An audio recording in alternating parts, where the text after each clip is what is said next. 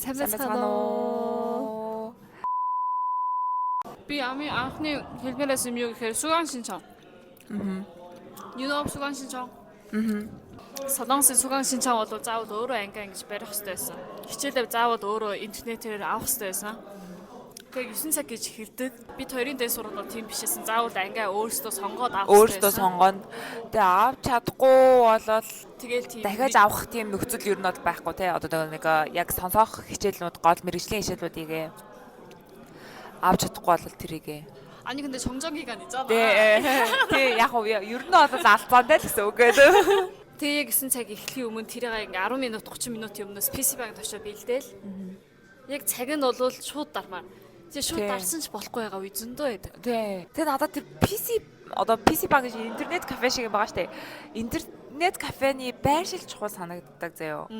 Чиний их сургуулийн амьдрал чинь хэрхэн өөрчлөн гэдэг чинь хичээл сонголтоос чинь өөр бол байхгүй юу?